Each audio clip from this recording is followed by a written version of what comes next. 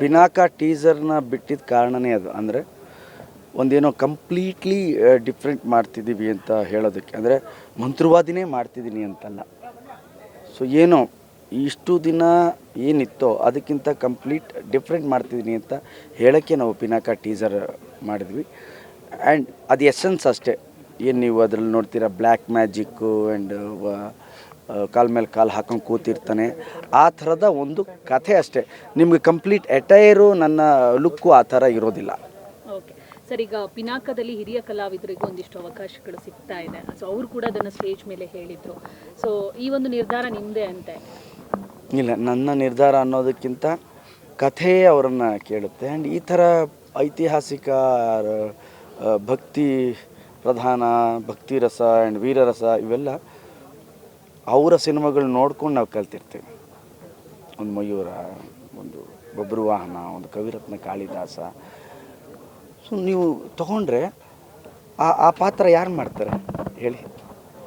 ನನಗೆ ಶ್ರೀನಿವಾಸ ಮೂರ್ತಿ ಸರು, ಸೀನಣ್ಣ ಬಿಟ್ಟರೆ ಬೇರೆ ಯಾರು ಕಾಣಿಸ್ಲೇ ಇಲ್ಲ ಒಂದು ಆ ಥರದ ಪಾತ್ರ ಮಾಡಬೇಕು. ಆ್ಯಂಡ್ ಅಂಥವರು ರವೀಂದ್ರ ಅಂಥವರು, ಹೊನ್ನೊಳ್ಳಿ ಅಂಥವರು, ಇಂಥ ಎಕ್ಸ್ಪೀರಿಯನ್ಸ್ಡ್ ನಟರು ನನ್ನ ಜೊತೆಯಲ್ಲಿದೆ. ನನಗೆ ಒಂದು ಬಲ ಅಲ್ಲ. ಆ್ಯಂಡ್ ನಾನು ಫಸ್ಟ್ ಟೈಮ್ ಈ ಥರದ್ದು ಕ್ಯಾರೆಕ್ಟರ್ ಮಾಡ್ತಿರೋದ್ರಿಂದ I can discuss with them.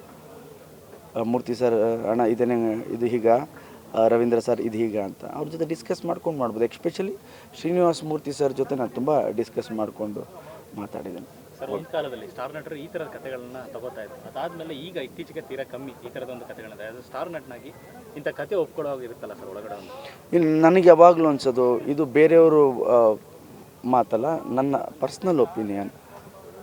ಯಾವಾಗಲೂ ನಮ್ಮ ಬೇರಿನ ಕಥೆ ಮಾಡಬೇಕು, ನಮ್ಮ ಕಥೆ ಮಾಡಬೇಕು. ನಮ್ಮ ಕಥೆ ಮಾಡಿದಾಗ ತಾನಾಗಿ ಇಂಟರ್ನ್ಯಾಷನಲ್ ಹೋಗುತ್ತೆ. ನಾವು ಇಂಟರ್ನ್ಯಾಷನಲ್ ಥರ ಕಥೆ ಇಲ್ಲಿ ಮಾಡಿದ್ರೆ ಆ ಥರ ಕಥೆಗಳು ಬರ್ತಾಯಿದೆ, ನೋಡ್ತಿದ್ದಾರೆ ಜನ. ನಾನು ನನ್ನ ಊರಿನ ಕಥೆ, ನನ್ನ ರಾಜನ ಕಥೆ, ನನ್ನ ಬಾಲ್ಯದಲ್ಲಿ ಕೇಳಿದಂತಹ ಚಂದಮಾಮ ಕಥೆ, ಏನು ಕಥೆ, ಒಬ್ಬ ರಾಜ ಇದ್ದ, ರಾಣಿ ಇದ್ಲು, ಅದೇನೋ ಆಯಿತು, ಅದೇನೋ ಬಂತು, ರಾಕ್ಷಸ ಬಂದಂತೆ, ಹಿಂಗಾಯಿತು ಏನೋ, ಅವೆಲ್ಲ ಕೇಳಿದಾಗ ನಾವು ಒಂದು ಟ್ರಾವೆಲ್ ಮಾಡ್ತೀವಲ್ಲ ಕಥೆಯಲ್ಲಿ, ಆ ಥರದ ಕಥೆ. ಇದು ನಮ್ಮ ಕಥೆ. ಸೊ ಯಾವಾಗಲೂ ನಾನು ಪ್ರಿಫರೆನ್ಸ್ ಕೊಡೋದೇ ನಮ್ಮ ಕಥೆನ ಮಾಡೋದಕ್ಕೆ. ಸರ್, ಗಣೇಶ ಸಿನಿಮಾ ಅಂದಾಗ ನಿಮ್ಮ ಸಾಮಾನ್ಯವಾಗಿ ಸಿನಿಮಾಗಳಲ್ಲಿ ಎಮೋಷನ್ಸ್ ಜಾಸ್ತಿ, ಯಾರಿದ್ರು ಅದ್ರ ಅಳ್ತಾರೆ, ಆಮೇಲೆ ಒಂದಿಷ್ಟು ಕಾಮಿಡಿ ಆಗಿ ಇರುತ್ತೆ. ಬಟ್ ಈ ಸಿನಿಮಾ ಅಂತ ಬಂದಾಗ ತುಂಬ ಸೀರಿಯಸ್ ಆಗಿರಬೇಕಾಗತ್ತೆ. ಗಣೇಶ್ ಅವ್ರಿಗೆ ಅದು ಆಯ್ತಾ ಅಂತ? ಖಂಡಿತವಾಗಿ ನೀವು ಸಿನಿಮಾ ನೋಡಿ ನಿಮ್ಗೆ ಗೊತ್ತಾಗುತ್ತೆ. ಒಂದು ಸಿನಿಮಾ ಅಂತ ಬಂದಾಗ ಆ ಸಿಚುವೇಶನ್ ಡಿಮ್ಯಾಂಡ್ ಮಾಡಬೇಕು ನಮಗೆ. ನಾವು ಸುಮ್ಮನೆ ಅಳ್ಸೋಕ್ಕೋದ್ರೂ ಯಾರು ಎಮೋಷ್ನಲ್ ಆಗಲ್ಲ, ಸುಮ್ಮನೆ ನಗ್ಸೋಕ್ಕೋದ್ರೂ ಅದು ಹಾಸ್ಯ ಆಗಲ್ಲ, ಅಪಹಾಸ್ಯ ಆಗುತ್ತೆ. ಈಗ ಓಕೆ ನಾವು ಆ್ಯಕ್ಷನ್ ಮಾಡ್ತೀವಿ ಅಂತ ಸುಮ್ಮನೆ ನಾವು 8 ಫೈಟ್ ಇಟ್ಟರು ಆಗಲ್ಲ. ಕಥೆಗೆ ಅದು ಕರೆಕ್ಟಾಗಿ ಹೊಂದಾಣಿಕೆ ಆಗಿ ಹೋದರೆ ಮಾತ್ರ ನಮಗೆ ಆ್ಯಕ್ಷನ್ ಅನಿಸುತ್ತೆ. ಆ್ಯಂಡ್ ಆ್ಯಕ್ಷನ್ ಅನ್ನೋದು ನಮಗೆ ಸ್ಟೋರಿ ಸ್ಕ್ರೀನ್ ಪ್ಲೇಲೇ ಇದ್ದಷ್ಟು ಅದು ಜನರಿಗೆ ನಾವು ಮುಟ್ತೀವಿ. ಫಸ್ಟ್ ರೀಲ್ ಅಷ್ಟೇ ನಾನು ಹೇಳೋದು, ಒಂದು ಸಾಂಗು, ಹೀರೋ ಇಂಟ್ರೊಡಕ್ಷನ್ ಅದೆಲ್ಲ ಓಕೆ. ಅದಾದಮೇಲೆ ಅದು ಗಣೇಶ್ ಸಿನಿಮಾ ಆಗಿರಬಾರ್ದು, ಪಿನಾಕನ ಕಥೆ ಆಗಿರಬೇಕು. ನೀವು ಹೇಳ್ತಿರೋ ಮಾತುಗಳು ಕೇಳ್ತಾರೆ ಸರ್, ಇದೊಂದು ರೀತಿ ಮೈಥಾಲಜಿಕಲ್ ಹಿಸ್ಟರಿ ಮತ್ತು ಭವಿಷ್ಯ ಎಲ್ಲವೂ ಸೇರಿರುವಂಥ ಕಂಟೆಂಟ್ ಇರುವಂಥ ಸಿನಿಮಾ. ಹೌದು, ಪಿನಾಕ ನೀವು ಹೇಳಿದ ಥರನೇ ಒಂದು ಮೈಥಾಲಜಿ, ಒಂದು ಲಿಟ್ಲ್ ಬಿಟ್ ಆಫ್ ಹಿಸ್ಟ್ರಿ ಥರ, ಪುರಾಣ, ಒಂದು ಚಂದಮಾಮ ಕಥೆ ಇದೆ ಇದರಲ್ಲಿ ಎಲ್ಲ ಬರುತ್ತೆ. 3 ಅವತಾರ ನೋಡ್ಬೋದು. ಸರ್, ಈಗ ಈ ಸಿನಿಮಾ ಬಿಟ್ಟು ಅರಸು ಅಂತಾರೆ ಅವ್ರ ಜೊತೆ ಕೂಡ ನೀವು ಕೈ ಜೋಡಿಸಿದ್ದೀರಾ. ಸೊ ಯಾವ ಸಿನಿಮಾ ಏನಿದೆ ಸರ್ ಅಪ್ಡೇಟ್? ಈಗ ರೈಟ್ ನೋ ನಾನು ಇದನ್ನು ಮಾಡ್ತಾ ಇದ್ದೀನಿ. ಈಗ ನಾಳೆ ರಾಮ್ ಸಿನಿಮಾಗೆ ಶೂಟಿಂಗ್ ಹೋಗ್ತಾ ಇದ್ದೀನಿ. ಮಗ ವಿಹಾನ್ ಕೂಡ ಇವಾಗ ಚಿತ್ರರಂಗಕ್ಕೆ ಬಂದಿರತಕ್ಕಂಥ, ನಿಮಗೆ ಓಕೆ ಇದನ್ನು ಅವನ ಇಂಡಸ್ಟ್ರಿ ಬರೋದು?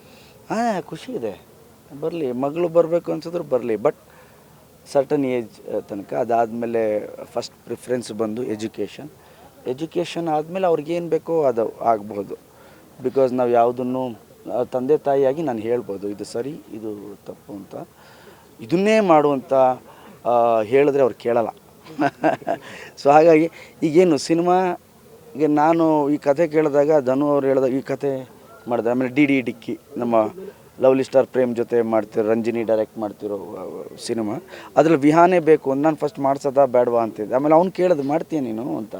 ಅವ್ನು ನನಗೇನು ಹೇಳಿಲ್ಲ, ಬಟ್ ಡೈರೆಕ್ಟ್ರ್ ಬಂದು ಕೇಳಿದ ತಕ್ಷಣ ನಾನು ಮಾಡ್ತೀನಿ ಅಂದ. ಸೊ ಈಗ ಅವನ್ನ ನಾನು ಡಿಸಪಾಯಿಂಟ್ ಮಾಡೋದು ಹೆಂಗೆ?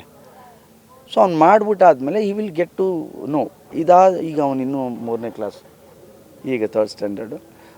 Then will go towards education. ನೋಡಿ ನಮ್ಮ ಚಾರಿತ್ರ್ಯನೂ ಅಷ್ಟೇ, ಚಮಕ್ ಸಿನಿಮಾ ಮಾಡಿದ್ಲು, ಅದಾದಮೇಲೆ ಶೀ ಈಸ್ ಇಂಟು ಎಜುಕೇಷನ್, 10ನೇ ಕ್ಲಾಸಿಗೆ ಅವಳು.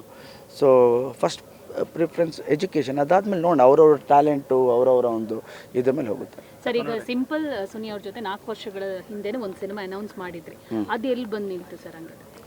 ಅದು ಮೊನ್ನೆನೂ ಸುನಿ ಬಂದು ಮಾತಾಡ್ಕೊಂಡು ಹೋದ್ರು.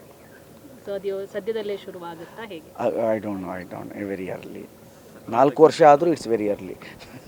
ಸರ್, ವೇದಿಕೆ ಮೇಲೆ ಮಾತಾಡ್ತಾ ತುಂಬ ಚೆನ್ನಾಗಿ ಹೇಳಿದ್ರು ಒಂದು ಕನ್ನಡದ ವಿಚಾರವಾಗಿ. ಕನ್ನಡದ ಒಂದು ಇಲ್ಲೇ ಇರೋ ಕನ್ನಡ ನಾನು ಮಾತಾಡಿ ಇನ್ಯಾರು ಮಾತಾಡಿ. ಹಾಂ, ನಾನು ತೊಗೋತೀನಿ ಅವರಷ್ಟು ಪ್ರೀತಿ. ನನ್ನ ಮಾತೃಭಾಷೆಯನ್ನು ನಾನು ಚೆನ್ನಾಗಿ ಮಾತಾಡಿದ್ರೆ ಅದೇ ಖುಷಿ ಅಲ್ವ. ನಾನು ಅಲ್ದಿನ್ನು ಯಾರು ಮಾತಾಡ್ತಾರೆ ಚೆನ್ನಾಗಿ?